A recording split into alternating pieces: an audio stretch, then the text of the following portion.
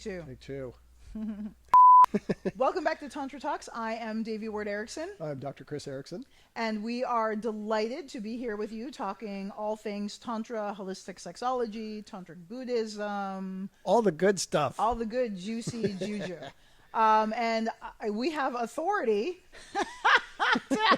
Like, why the fuck should you listen to us?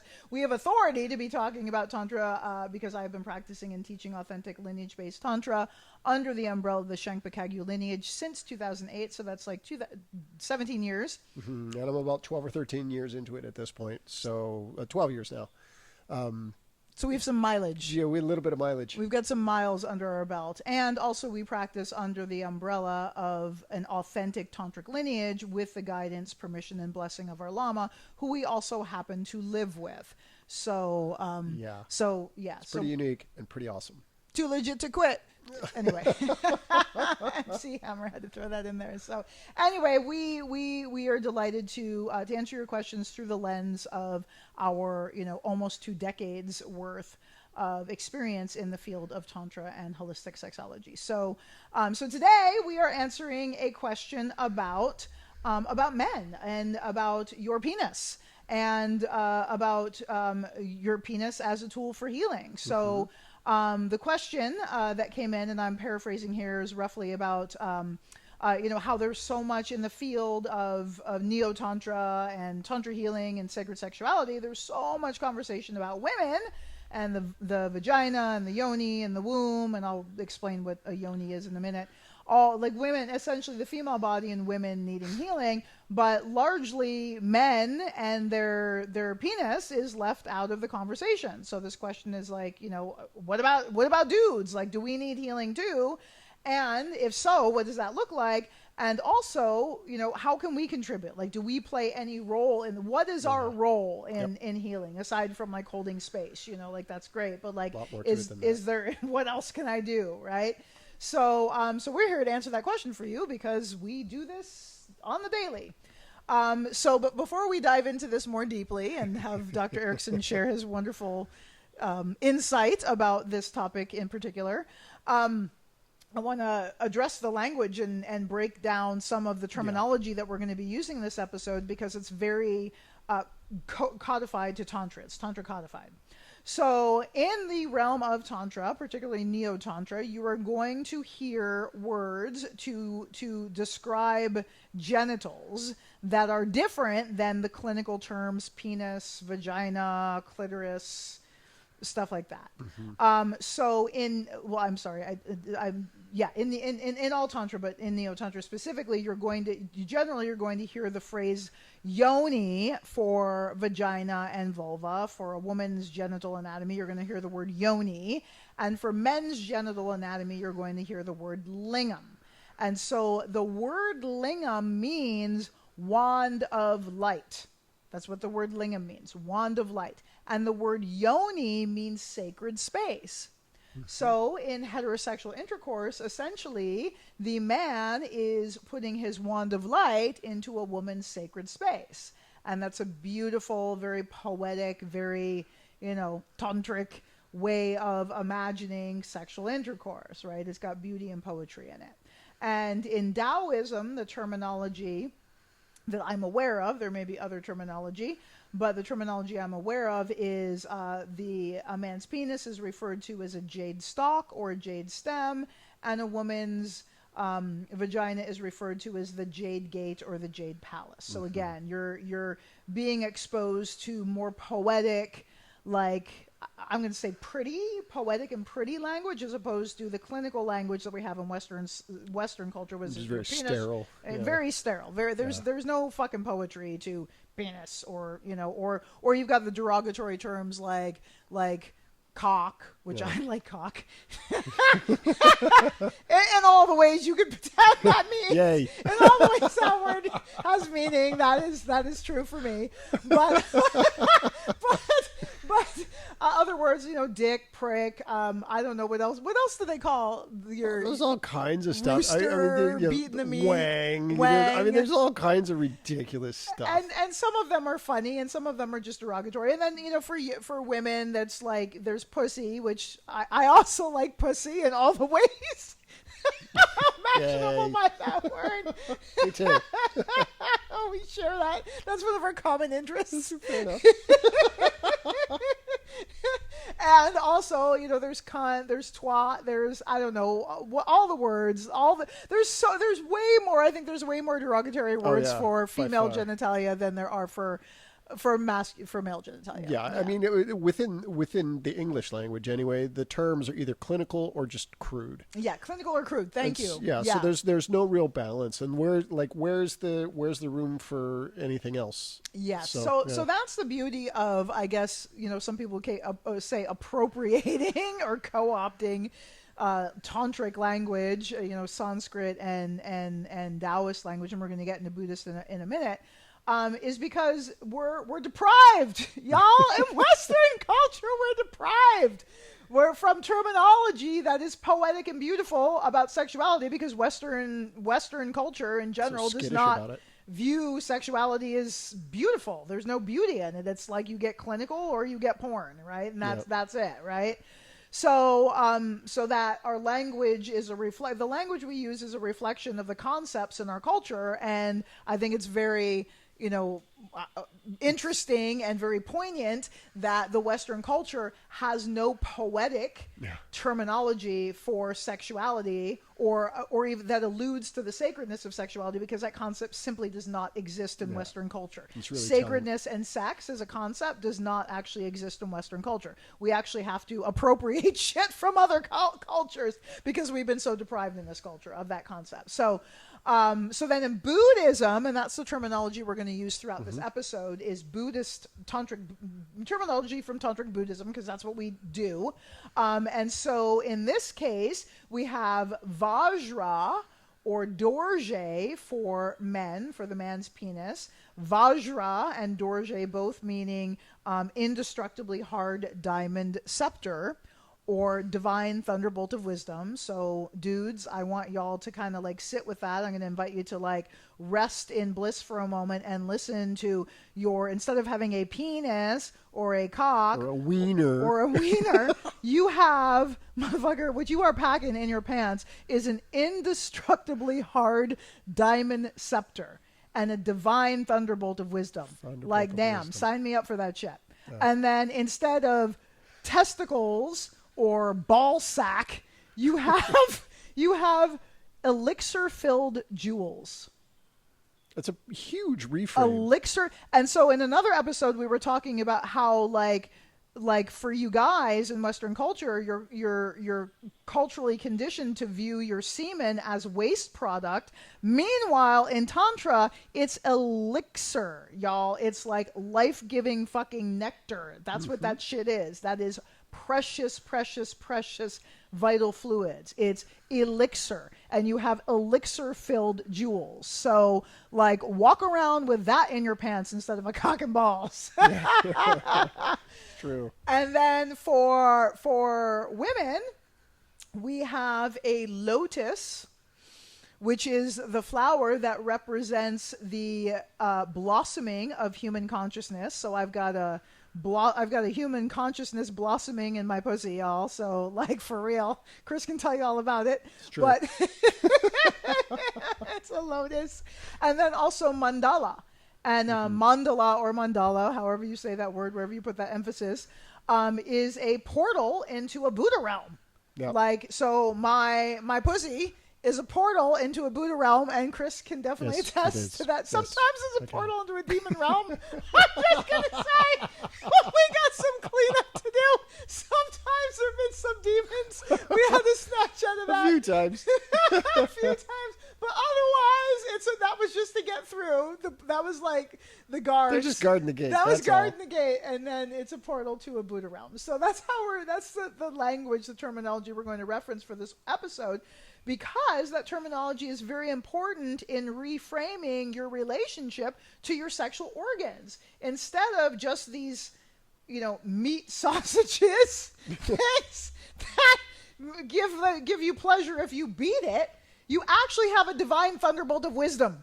Yep. Like, you have a wand of light, and that is actually instruction in how to use your organ for healing, transformation, and yes, y'all, enlightenment, because sexual tantra is a valid path of realization that has been utilized for literally thousands of years by multiple humans on this planet. Absolutely. So what we have been taught and sold about our sexuality is not even like a fraction of our potential and our true capacity, not just for pleasure, but for transformation, realization, and true alchemy through our sexual pleasure and sexual union. Without a doubt, rather than a weapon of destruction, you've got a wand of healing light. Yeah. And that's a huge reframe, and it changes your attitude towards the entire encounter, for the whole process. Let's talk about that. So for you, you were just a regular dude, right? Well, regular professor dude. Regular professor dude when we met. And you had your regular sex and with your partner, and it was good sex, and you got to we told the story of the polyamory kind of thing. You got to play with some other people sometimes, but then I taught you semen retention and all this stuff. So what was it like for you to begin to transform your brain, your mind, your reality, and claim having a Vajra instead of just a prick? Honestly, unbelievable. It was nothing that I ever would have anticipated or expected. The words that I have can only kind of point to it. It's like, describe swimming. You can give words to it, but it's not the same feeling. And what I realized is we talked about the wand of light, the healing wand of light. Well, in order to get there, you got to do some repair first. And because we all come to that, and there's no judgment in that. There's no oh, look at how bad you are. No, there's none of that. It's just we all get burdened with extra junk as we go along, like extra garbage that clings to us. You got to clean that off first. It's like you got to sterilize your instruments, right? In many ways. If we're using a purely medical example, you don't want, we just finished this guy's surgery. We use the same scalpel. We're doing better cleaning it. That's so fucking gross. I know. You wouldn't really do that. So for me, the process of becoming aware that, just the reframe simply in the word itself, right? Simply thinking of it as a Vajra, or for me, it was like lingam first, which took me out of my dick. Right? It took me out of that. That's kind of cavemanish. It took me out of that into okay, a lingam. Okay, I can manage that, because within the Buddhist and Hindu traditions, particularly the Hindu traditions, there are these lingam stones that are symbols of power. I'm like, ooh, wait a minute. And then within the Buddhist tradition, you have. If you're listening to this, you won't see this, but this is... you should definitely go and watch the YouTube video at Institute of Authentic Tantra on YouTube, so you can see what Dr. Erickson is holding right now. Exactly. And it's not his penis. It's not my penis. Might get some good views for that. But an implement like this is often used in Buddhism in conjunction with a bell most often. And it's a symbol. This is also called a Vajra, and it's literally representation of that diamond, that flash of lightning awareness. As a matter of fact, there are different versions of this. There are closed ones. Like this one has 5 prongs off of each side, and with a central sort of a hub in the middle. And when these prongs are open, that's more wrathful, and when they're closed, it's more peaceful. Interestingly enough, this does represent a lightning bolt as well. And I've seen images of Zeus holding a thing like he throws lightning bolts. He holds a thing that looks just like this in some of the ancient depictions of Zeus, which is really interesting. A different conversation about could the cultures have had connection, and they have, and they did. But it's really interesting to see that sort of crossover. But in order to become aware of this thing between your legs as something other than an obstacle, or something to get rid of, or something that gets in the way of your spiritual growth, or something that's meant to destroy and ruin and wreck. Beat that pussy up. Yeah, exactly. in order to get it, you have to dissolve those understandings within yourself. And it begins there, and it starts literally with the language, because Vajra does not carry the same connotation as cock or dick. Right? It's Those are different. kind of violent. So they really are. Like just want to pause for a moment, because I want to feel I feel that when you say that. So I'm going to invite you as our audience to feel the difference in vibration between Vajra and prick. Prick is like, it's harsh. Yeah, right? It's almost like violent, or dick. There's it's like abrupt edge to it. Yeah. Versus Vajra or lingam. There's like a softness and an invitation. It literally takes more time to say. You have to slow down a little bit even to say it. Yeah. Which is, and that's everything in the Tibetan tradition, in the tantric tradition, is symbolic. Everything. And so that's why you can think of it. Yes, it's literal. Yes, it's a reproductive organ, and it's also symbolic, and when you begin to tune into the symbology, when you begin to tune into what it means and what it refers to behind the scenes, then all of a sudden it's a tool that can be used completely differently. Right? Yeah, and you mentioned dissolving, so I love that. Like, absolutely, y'all. So much of your path of blossoming into Tantra, if this is your path, or sacred sexuality, or just your humanity because you're interested, right? Yep. So much of that is about dissolving the bullshit that we have been spoon-fed from birth. So a lot of this is just the dissolution process. It's not actually about becoming anything new. It's about dissolving everything that we're not, and all the barriers between us and our ultimate nature. Absolutely. Right? That's what it's about. But so you talk beautifully about dissolving, but I also want to like presence that, like, yes, part of what we're dissolving is our cultural conditioning, but there's also some real fucking trauma. Oh my God, that y'all men have to go through in order to claim your Vajra, to claim your empowerment. And you went through that process. Like, I remember when we first started training together, like there was so much trauma in your body and in your genitals. I remember our first few, hands-on sessions, like you cried for most of the session, because there was so much, and the trauma. So, like, this goes back to the original question, like, trauma is not unique to people with vaginas. No. And sexual trauma is not unique to people with vaginas. And sexual trauma can look different for men than it does for women. Like, it can be the same. It can be same in many cases, but it can also show up very differently because of the culture that we live in. Yeah. And so a couple key things that I want to note here are infant male circumcision is a profound fucking trauma. We will do another episode on this. I did many on my Sexist Medicine podcast, so if you haven't checked out Sexist Medicine, go ahead and do that. Just like search circumcision, because I've got multiple episodes on how fucking horrific that is, and how that, like, how it distorts and damages your healthy sexuality as a man later in life, and like our pleasure as women. So listen to those episodes, because that's a massive trauma that can be repaired and healed, at least, if not fully like regenerating the foreskin, at least the wound, the impact of the wound, the psychological, emotional, and physiological impact of that wound can be healed to a degree.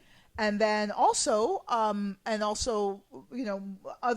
cultural traumas that men experience, which you can speak to more than I can. So, this is the thing. I was born in an era where literally my parents didn't even think that they had a choice whether or not to circumcise me. Yeah.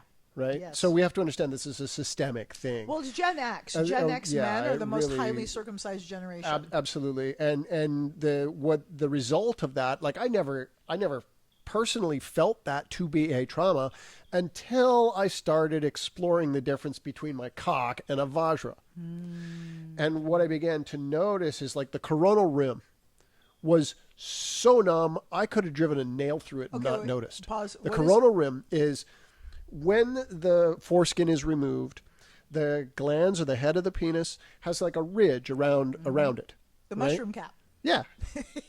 So it has like a ridge around it. And in my case, that was so numb, like so numb. It extended literally all the way forward to the tip of my penis almost. Wow. Like my whole glands was just, there was not much sensation there. And that's supposed to be highly, highly sensitive. I mean, that's literally what the foreskin does, is it protects that, keeps it moist, keeps it like really sensitive, right? Very much. I mean, the homologue is the clitoris. Okay, and so exactly, and so I want to pause right there because I have a rant. I'm calling out all the women and men who run around glorifying that the clitoris has more than 10,000 nerve endings and the head of the penis only has 4,000. Because you know what? The reason that the penis does not have more than 4,000 fucking nerve endings in the head of it is because the foreskin is cut off, and the foreskin has most of the nerve receptors, and the foreskin is the most pleasurable part of the penis. So men, boys, little infant baby boys are having the most pleasurable part of their penis cut off within days of being born. Yep. A, that's fucked up. B, fuck us all for glorifying that and being like, well, my clitoris has more than 10,000 nerve endings. It's more than the head of the penis. Well, that's because you cut all of the fucking nerve endings off his fucking penis. Maybe don't do that. Maybe don't do that, and don't fucking gloat over it. Right? Like, that's so fucked up. Like, I want to cry every time somebody is like, my clitoris is on these nerve endings. Well, fuck you. The foreskin used to. Bitch, what about him? Well, here's right? partly... So you're interrupting my rant. No, go ahead. I'm sorry. In a circumcised male, partly what happens is that once you're circumcised, you don't have that protection. Yes, right? and you go numb. So you walk around wearing underwear or wearing clothes, whatever, and it's rubbing. Yes, it's chafing. it keratinizes. It keratinizes. It calluses. It hardens, like walking around barefoot all the time. You're going to get, all of a sudden at first you're like, right? If you start walking around with no shoes, your feet are going to hurt. Until after a little while they don't. Why? Because you got big thick calluses on the bottom of your feet. Same sort of thing happens with the lingam, not as extreme as the feet, but. And so people are running around like acting like that's a good fucking thing. That the head of the penis has 4,000 nerve endings because they fucking cut off the rest of it, and like it's numbed the fuck out, and that's something to celebrate. That's so fucked up, y'all. Yeah. Like, that's just so fucked up. So anyway, sorry. I'm done ranting. I just had to say that because I watched a video of some sex educator being like, and the clitoris is over 10,000, and it's over 10,000. I can't remember. There was a study. Anyway, there's a fucking study. We'll find it and put the link in there in the comment section. Okay.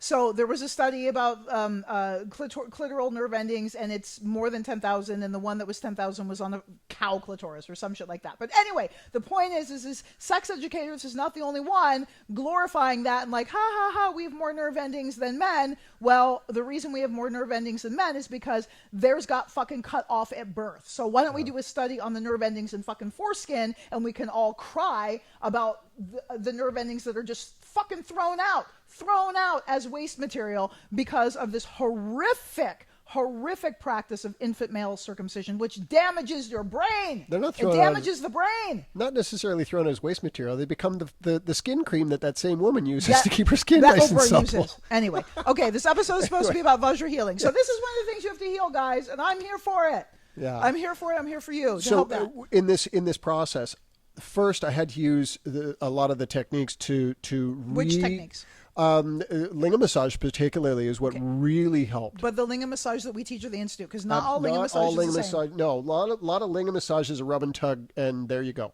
Okay. A rub and tug with some incense. No, that's not it.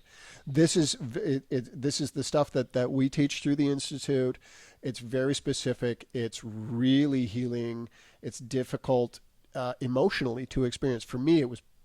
I mean, even think about it. Even remembering it was like, ouch.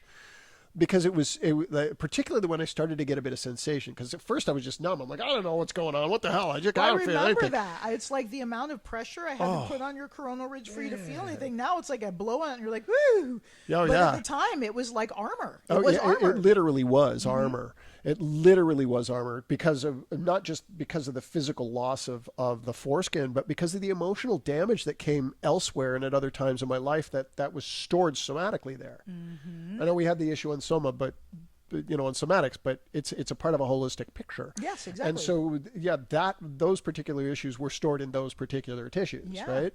And so I had to let that go. I had to create space through the techniques for those congealed emotions. I mean, I don't know how else to put it. Congealed emotions to be released and actually felt so they could exhaust themselves. No. And that process was not easy. That process was not always fun. I mean, first time I got a lingam massage, I was like, oh, this is going to be awesome. This is going to be great. Oh, yeah. And I got 2 minutes into it, I was sobbing like a baby. I remember because I was there. Oh yeah, I was doing it. Woo, yes, you were, but after that, the sensitivity started to come back. I'm like, oh, wait a minute. I mean, I was so numb that the only way, like if I was making love to a woman, the only way I could do was just pound. Wow. Because that's the only way I had any sensation. That's the only way I could feel anything. Wow. So wow. Like, so I'm having all these like, woo, open. So this is like porn culture, right? Yeah. Like the pounding that we see in porn is because the cock is numb. Your Vajra is numb. Why is your Vajra numb? A, circumcision, because most of the penises, the lingams, the Vajras in porn are circumcised. Number one, that's a cultural norm, at least in North American society. And B, because of all the emotional trauma that's stored there that hasn't been resolved, and so your cock is numb. Not. Yeah, circumcised or not. Yeah, you're numb. You're numb. That's why you have to pound. You should. So that's the thing. Like a healthy, healed Vajra, like you can just rest inside.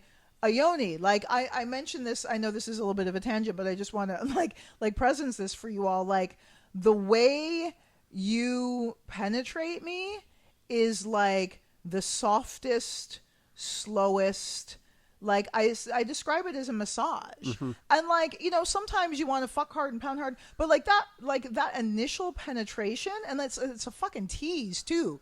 Because it's like, really, because it's like, it's not even, it's like centimeter, like not even it's like millimeters. It's millimeters by, and so it's like such a fucking tease, and it allows the yoni to blossom open and like swallow you, right? Yeah. That's what it's like, almost like a throat. But in order to do that, this gets back to like the healing that needs to be done. In order to do that, if I can't feel, then it's like if I'm deaf, somebody could crank it to 10. I'll be like, yep, still don't hear it. Exactly. Right. In the meantime, everybody else in the room is going, oh my God, my ears are bleeding. Yeah. Right. But if I get some sensitivity back, then all of a sudden those micro movements become huge. And not only am I responding to my own sensation, I can feel into yours. Wait, pause there. Not only can you feel into your sensation, but you can feel into mine as well. Yes. So that invitation, I can hear it. I can feel it. I can sense it. Whereas before it was just like, it's numb. Well, and you're on your own word. Exactly. It's numb. It's muted or it's completely numb. Muted or numb. Yeah. Wow. Yeah. I mean, this is making so much sense. Yeah, exactly. And so it's like, but that initial healing, which is a willingness to face your own wounding. Now, one other quick thing on that is that in Western culture, women have a lot more room for feeling than men do. A lot more room for feeling than men do. And so if there's almost a cultural taboo to men saying, hey, I'm damaged. Hey, I have some wounding here. Unless it's like a war wound and my fucking leg got blown off. You got room for that. But particularly emotional But in like wounds. Emotional wounding, good grief. Well, like, what are you, a pussy? Yeah. I mean, that's being a put down. Yep. Right? Exactly. So there goes the violence of that word again. Even though that's being, again, that's reclaimed by some, it's used in other circles as a violent put down. Exactly. And so first of all, so you have to, as a man, you have to be able to get beyond that. You have to say, hey, hang on a second. I have a right to my own feelings. I have a right to recognize and heal my own wounding, right? I'm allowed to do that. And that's not easy. Like truly, that's the hardest part about healing, is recognizing the wound. Wow. Could you imagine like living in a culture where men are allowed to be rooted and centered in their heart and not like the false, like contrived bullshit that we see in new age spirituality, but like authentic actual healing. Like I've met some like aside from you being an amazing, incredible man, but I met some incredible, beautiful, like in my work, I've had the privilege of working with some really fucking beautiful, exceptional men who are potent, powerful men and have these beautiful, open, like vibrant, abundant, and flourishing hearts that are not violent men. They're healthy, empowered men without the need to be violent or oppressive. And like, not only that, but not doing all of that without being feminized as well. Yes. Because again, we're not talking about a dualism here. Yes. It's not one or the other. It's transcendent It's dualism. it's an expansion of masculinity rather than a switching places of I masculinity. love that expansion. You've got some like zingers. Okay, so circling back, so like this process, so it's kind of like, well, I was going to say melting. So you have to, in order for your Vajra to truly be a Vajra, to truly be a tool for healing, indestructibly hard diamond scepter and divine thunderbolt of wisdom, in order for that to happen, you have to dissolve and you have to resolve the armor and the trauma and the wounding that put that armor there. Yes. Yeah. And again, dissolving is the right word for it, because dissolution takes time. It's not a switch. It's not, I went to a weekend workshop and now I'm healed. You get something like that, you're tripping. And when that trip wears off, you're going to be like, fuck, I'm back where I was. And the crash, the oxytocin crash. Exactly. Now, the issue with a lot of the industry now is that's when the follow-up email comes through and says, oh, feeling down? Sign up for our new thing. It's only twice the cost of the last one. And you're just running this hamster wheel of exploitation, quite honestly. Exploiting your authentic desire to heal, and your authentic desire for community, and on an uglier scale, exploiting your wounding. Oh. Like, that's horrible. But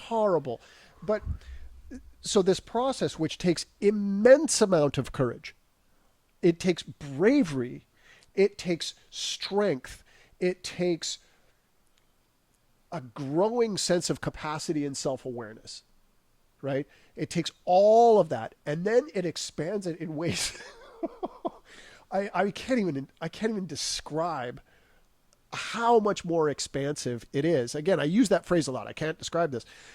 It's because our language is so limited. Our language itself is steeped in this either or, yes, no, right, wrong, good, bad. But it's not that. It's not that.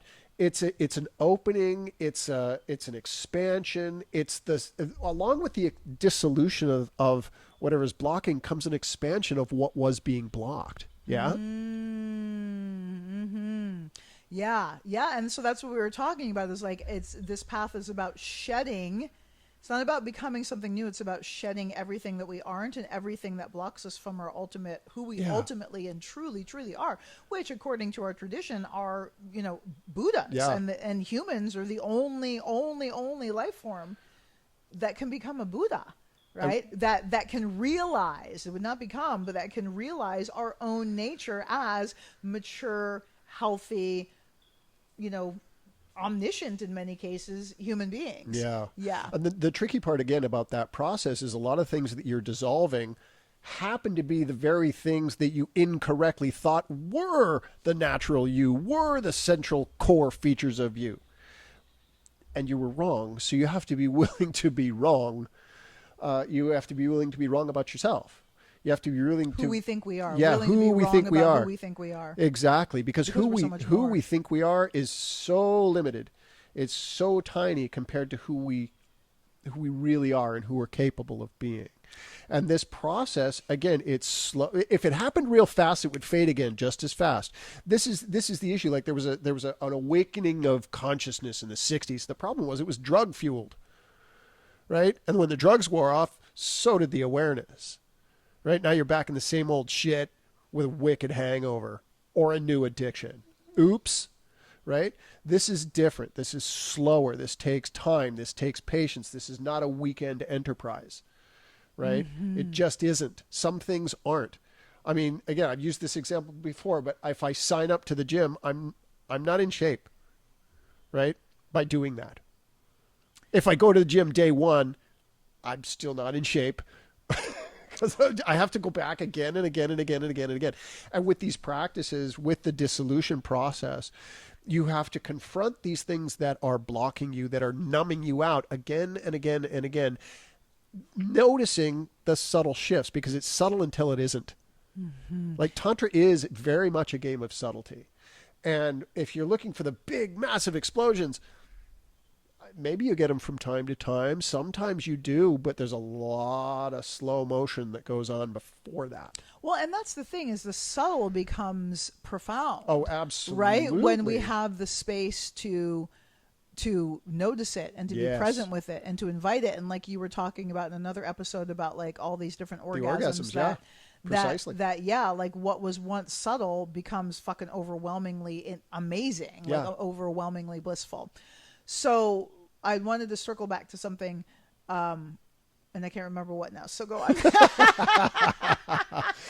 All right. So once sensation, like physical sensation, comes back, once the awareness of like, oh yeah, that's a trauma, and that might still pop up every now and again, but now I can see it and not get wrapped up in it. All right. Once that starts to happen, then you can start actually utilizing, because you start utilizing the tool that you were given, a Vajra as a Vajra as a healing tool. Because what happens after I do some house cleaning, that's not enough, because I got to bring it out. Right? I mean, this is one of the difference like within Buddhism, you got three different paths. You got the Theravada, sometimes called the Hinayana. You got the Mahayana and the Vajrayana. In the Mahayana and Vajrayana, in Theravada, in sort of the initial path, it's like the idea is, I want to be free, I want to be liberated, I want to be enlightened. For me. Okay, so great, but the other two paths are like, yeah, what about everybody else? And so being enlightened yourself is great, but it's more fun with friends. But yeah, it's way more fun with friends. But at the same time, like, what about everybody else? What makes you think that you are separate from everybody else? And so the Mahayana and Vajrayana paths start to look at, through this concept of bodhicitta, this is selfless compassion in many ways. Well, so compassion for self and others. But let's not go down too deep down that rabbit hole, because I want to keep the focus on using the Vajra for healing. Absolutely. But what I'm saying is, to use it as healing, you need to cultivate that sense of compassion. My partner needs healing as much as I did, right? How can I be assistance? How can I help? How can I support? How can I support it? Well, and I want to say even more than just like, so yes, there's how can I support it, and like my partner needs healing, but also like, it's like, this profound union. So it's not like every time we make love and you are present and connected, your penis becomes a Vajra. Yeah. And it's not like we enter into every lovemaking like, okay, we need to have healing. Nope. It's like oftentimes it's like we're the priority is connection and celebration. And then healing, or the need for healing, may or may not arise as a result of that. It's like you never know which way shit's going to go, which is, but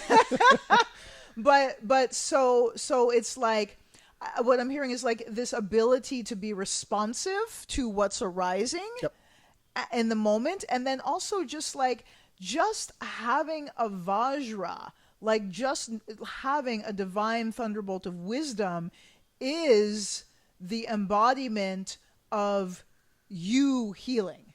Right? Yes, it is. This is empowerment for men. This is like, what does an empowered man look like?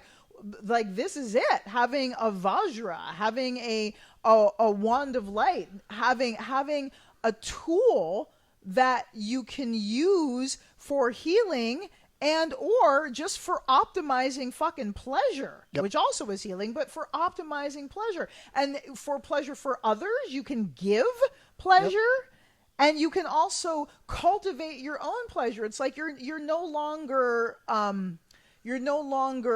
I'm going to use the word that's coming is enslaved. And it's a horrible word, but you're no longer dependent. That's the word I want to use. You're no longer dependent on somebody else for your satisfaction, for your sense of fulfillment. And this is true for, Vajra owners and Lotus owners as well. So either way. So I just want to presence that, like, the healing is like, yes, your Vajra is for healing, but your Vajra is also just, that is like how you emanate as a sexually mature male. Yeah. This is your birthright. Like knowing your penis is this powerful tool that you have choice and control over is your birthright. That is the sexual maturity that has been withheld from you as a man in this culture. You have power from root to crown. You are empowered, and you can just be present with that power, but you can also share that power and extend that power and also be met. I also want to talk in this about your Vajra for healing, but ladies, we want to heal our yonis too, so that we can be in this position of mutual and shared healing, right? So some days it's your Vajra, or sometimes it's your Vajra sending healing energy to me, and other times it's my yoni healing energy to you. So there's this beautiful balance of when we are both doing our homework, or have both done our homework and continue to do our homework, because there's no end, this is infinite. As we continue to do our homework, we continue to match and meet each other in our growth. And the thing is that I can't be sensitive to your needs if I'm not first sensitive to my own. I can't be attuned to you if I'm not attuned to myself. Yeah. And that process of becoming attuned to yourself, that's where you clear out all the garbage. That's where you're like, oh my God, that's standing in the way. Right? And dissolve that. And that allows, again, more space for me to be more attuned to myself, which allows me to be more attuned to you. So what do you recommend for this? How did you do this? Because a lot of this healing, it's great when it shows up in partnership, and it's great when it happens in partnership, but what is the process if our listeners and viewers are okay, I want a Vajra. I want to claim my Vajra. What was the process for you? For me, the process involved a lot of trust. I needed a guide. I leaned heavily into, quite honestly, the fact that a lot of these practices have lineage behind them, which for me, being a Western trained academic, that's a large N data set over a long period of time saying this shit works. Thousands of years. Yeah. And as you do it, you're like, oh, wait, that did work. The other thing what really kicked it into gear is when I let go of the idea of I've got to get to this place and I got to do it by 4:37 p.m. I mean, let go of the goal. Yeah, let go of the whole corporate business mentality of here's your task for the day and they got to be done by this time. You let go of the goal and you begin to explore the subtleties. So when I started tuning into the subtleties, they themselves became their own reward. But how did you turn into subtlety? So what I'm trying to get you to say is you did a lot of lingam massage. There was a lot of solo practice, guys. So that's the thing. Yeah. That's the tons. So tons. You're gonna masturbate. You guys are gonna masturbate, Yeah. right? That some dudes do it every day. You're going to masturbate. Why not transform your masturbation into a healing practice and do some of this play, this homework, this home play that Dr. Erickson is describing, tuning into subtleties, all of that. That happens with meditation, movement, connection to self, and cultivating authentic, intentional pleasure. Yes. That's how tuning into those subtleties occurs. It's through your sexual and spiritual yoga practice. That is the purpose of spiritual and sexual yoga. It is to cultivate your self-awareness. And if you're going to masturbate, why not make that shit count? Yeah. This is kind of where I was going when I was saying I leaned into the lineage. Trusting that the practices that were at times challenging or difficult worked. And again, just trusting that. And that trust built and built and built and built and built over time. With results. Like, that's the thing. Well, that's what built that. Yeah. So, I mean, there's so I wanted to take a bit of a side route off into the question of faith. But faith in this tradition is not like believe it because I said so. It's believe it because you've done it 1,000 times and it freaking works. And you know that it works. So, you know, I can go rent a car that I've never driven before, but I have faith that I'll be able to drive it because I've driven lots of cars. It's exactly like that. So it's applied, it's practical, it's backed up with measurable evidence. It's science. It literally is science. It's thousands of years of science. So for anyone who wants to like, oh, Tantra's woo-woo, motherfucker, this is thousands of years of science. This is thousands of years of test, cause, result, cause, result, cause, result, cause, result in hundreds of thousands of human beings. Yes. So this shit is like, you know, predates Western science. This is like the original fucking science. Yeah, from this stuff, Western science is woo-woo. Yeah, Western science is like puny. It's the newcomer. Yeah. But yeah, and so but this process again, it's long.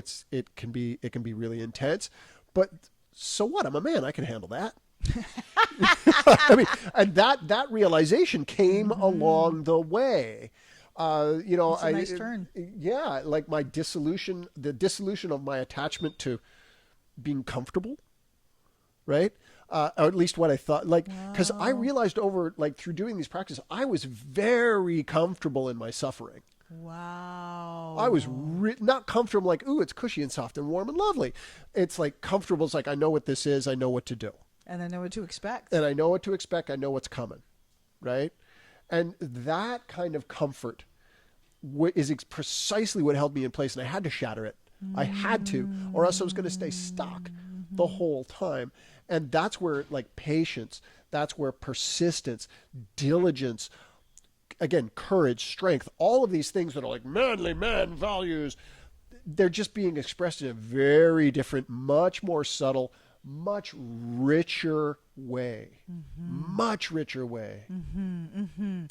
And so to evolve into the place where your Vajra, A, where you have a Vajra, and B, where your Vajra is a tool for healing, it's a process of self-healing. Oh, yeah. It's a for heal thyself, heal, then you can heal others, right? So it's a process of self-healing.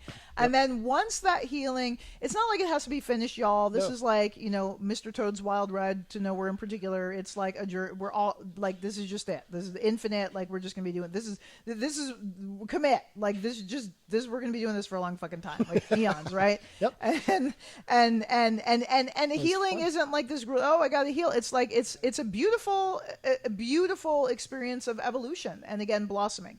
So, but once you've gone through a certain degree of healing where you're like, oh, this is no longer just a prick in my hand. This is actually like you're actually maybe have control over your ejaculatory response. I would say that would be like a little, landmark that you are well on your way once you have some or a lot of control over your ejaculatory response, meaning that you control if and when you ejaculate, or you can, at least hold off. You can last longer than 2 to 7 minutes, right? You're beginning to maybe separate orgasm from ejaculation. Like, these are signposts that you are now, evolving into a Vajra owner as opposed to just having a penis.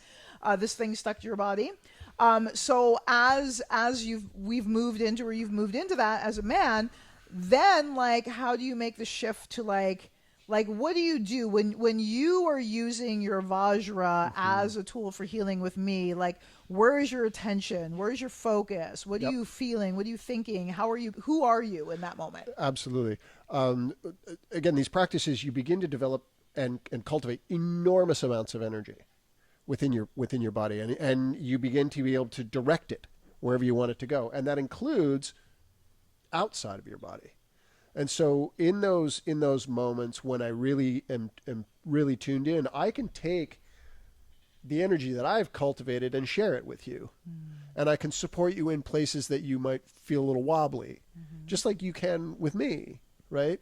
And so that's, it's almost it's not a physical practice. I mean, it is, but this is where the language starts to fall apart. But it kind of is, because like, I will say, like to break down specifics, like tangibles, like There are times when you are intentionally sending me energy from your heart Absolutely.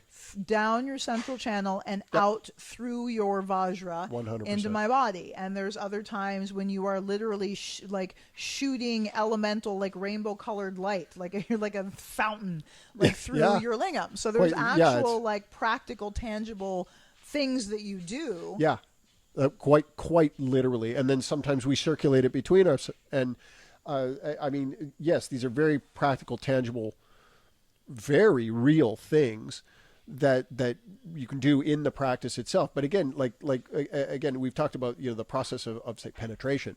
It's not just like, are you wet enough? Good. Yeah. It's slow, feel, Breathe. sense, breathe, Slow, ease, right? Move slowly, Enjoy. slowly. Move a little bit, sense, recalibrate. Move a little bit, sense, recalibrate. I mean, it feels at least as good for me as it does for you, and that's a win-win, I think. I mean, hearing you describe it the way you're describing it, I mean, I knew it felt awesome for me, and hearing you describe it that way, it's like that's totally a win-win. And so to be able to do that consciously without having to like race for a goal, right? Without having to, I have to achieve this, right? No, just let things unfold and be able to be present with the slight shifts and changes and subtleties along the way is, oh man, I mean, it's unbelievable. It's gorgeous, gorgeous feeling. And so there's so many, what I'm getting from this is there's so many layers to this, right? Again, it's not just like, well, I heard this podcast episode about using my, you know, penis as a Vajra and blah, blah, blah. It's like, it's again, I keep using the word evolution because it is. It's so far beyond what we have been conditioned to believe is possible.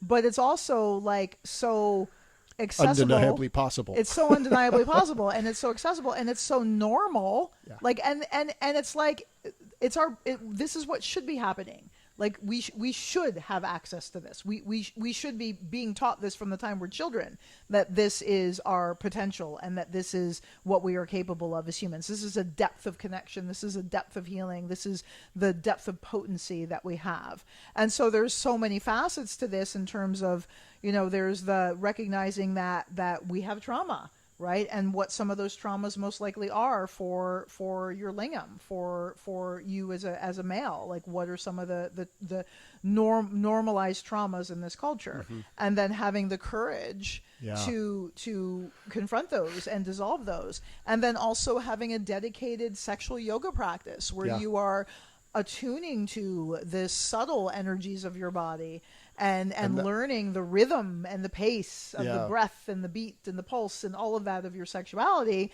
And then, you know, as you cultivate mastery with that, then having the authentic, loving desire to share that energy with a partner and allowing that heart flow to transmit through your lingam. That's the thing for me in terms of the Vajras. A Vajra is a penis that is fully in union with the heart.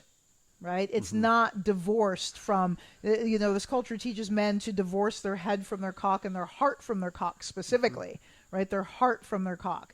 And a Vajra is it's an integrated penis. It's integrated head, heart, and Vajra. It's one organism. You are working together, you know, body, speech, and mind in sync as one organism. So that's what a Vajra is. A Vajra is a penis that has been reintegrated into the heart, and it's a whole that makes it a whole, like a whole well-rounded penis, entire right? and complete, you know, organ.